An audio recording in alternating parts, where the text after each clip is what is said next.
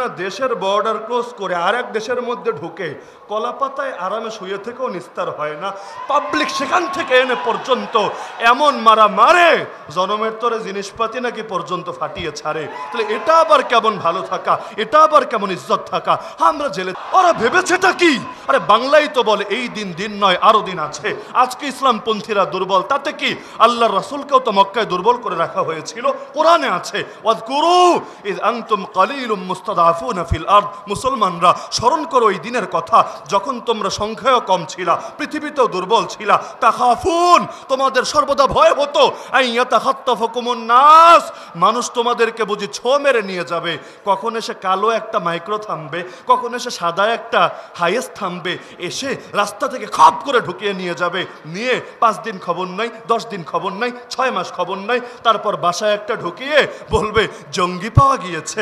বাহ বাহ, কি আজীব একটা তামাশা। তাহলে এই বাংলার জমিনে আগামীতে যদি জঙ্গি শব্দ ব্যবহার করার এসকো জাগে, খাহেশ জাগে, আমি লক্ষ জনতার সামনে ঘোষণা দিচ্ছি তোমাদেরকে এই লাইনেও সততার পরিচয় দিতে হবে। সততা মানে কি? যদি বলো ধর্মের নামে, আদর্শের নামে সন্ত্রাস করলে সেটাকে জঙ্গিবাদ বলে, তাহলে নাস্তিক যে কয়টা আছে, নাস্তিক্যবাদের নামে যারা সন্ত্রাস করে, যারা গালিগালাজ করে, যারা আমার প্রিয় নবীকে নিয়ে কটূক্তি করে, আর এমনকি যারা ভিন্ন ধর্মের লোক, ধর্মের নাম আমি টানতে চাচ্ছি না, ওরা যত রাহাজানি করে, ওরা যত অগ্নিসন্ত্রাস করে, ওরা যত খুনোখুনি করে, এগুলোকেও জঙ্গিবাদ বলে চালাতে হবে। ওদেরকে গ্রেফতার করেও জঙ্গি নামে আখ্যায়িত করতে হবে। আর যদি দেখি খালি দাড়ি টুপিওয়ালা, আর যদি দেখি খালি মাদ্রাসা পড়নেওয়ালা, আর যদি দেখি খালি আলেমা ছাত্র জনতার সানেই জঙ্গি শব্দ ব্যবহার করা হয়, ইনশাআল্লাহ সুম্মা ইনশাআল্লাহ এই জাতি তোমাদেরকে এমনভাবে রুখে দেবে তোমরা হেলিকপ্টারে করেও পালাতে পারবে না। আরে তোমাদেরকে নির্মমভাবে লজ্জিত হতে হবে। তাহলে আল্লাহর রাসূল সাল্লাল্লাহু আলাইহি ওয়াসাল্লাম আমাদেরকে এক আদর্শ দিয়ে গিয়েছেন। আমাদের কাজ জাস্ট নবীর আদর্শ হুবহু অনুসরণ করা, যুক্তির পেছনে, অন্ধত্বের পেছনে না ছোটা। যুক্তির পেছনে তো ইবলিস ছুটেছিল। আল্লাহ বললেন সেজদা দে, ইবলিস বলল সেজদা দিব না। কেন দিবি না? আনা খায়রুম মিন, আমি হলাম উত্তম, নবী হলো অধম। বাহ, সাহসটা কত বড়! আমি হলাম উত্তম, নবী হলো অধম। কেন? খালাকতানি মিন নার ওয়া খালাকতাহু মিন তিন, আমাকে সৃষ্টি করেছো আগুন থেকে, তাকে সৃষ্টি করেছো মাটি থেকে।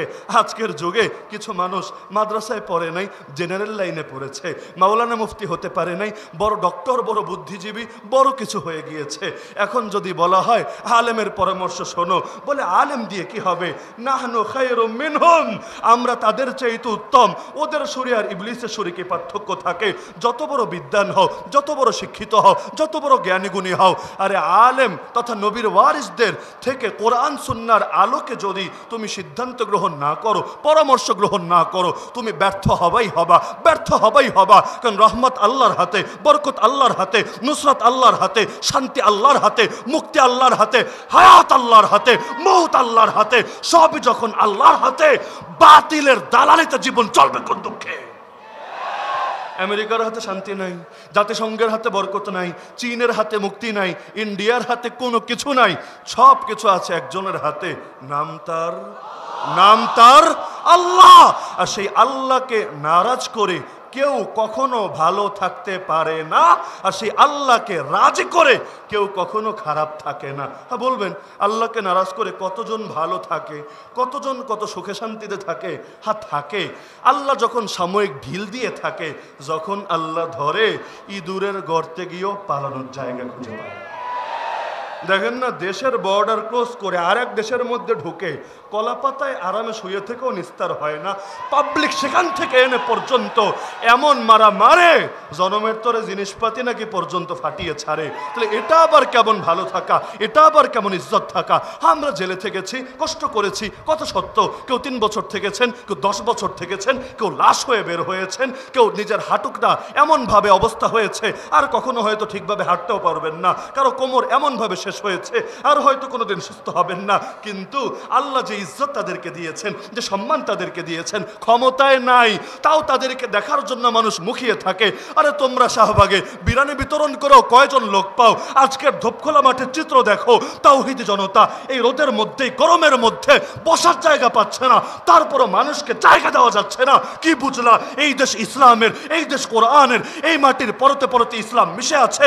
জুলুম করে, হামলা করে, মামলা দিয়ে তোমরা এই জমিন থেকে কখনোই ইসলামকে নিশ্চিহ্ন করতে পারবে না।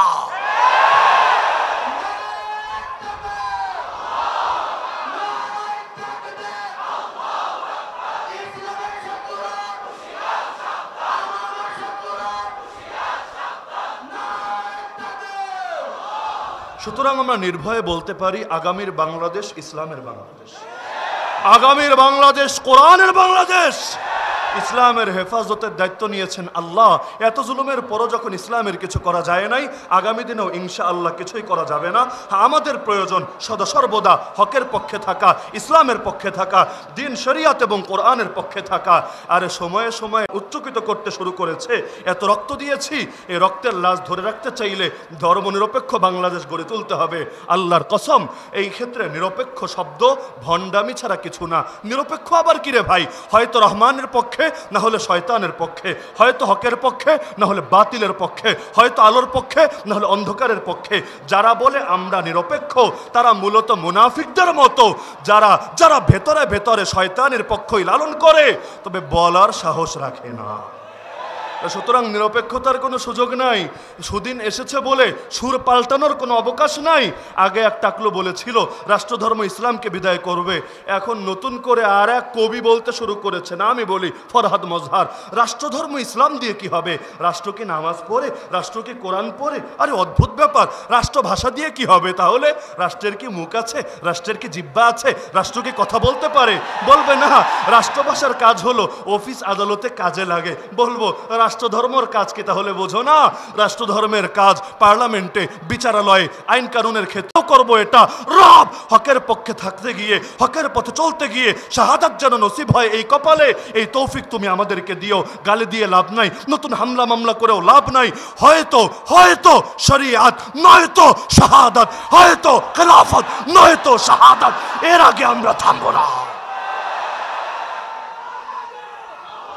نصر من الله وفتح قريب وبشر المؤمنين وما علينا إلا البلاغ المبين. السلام عليكم ورحمة الله وبركاته.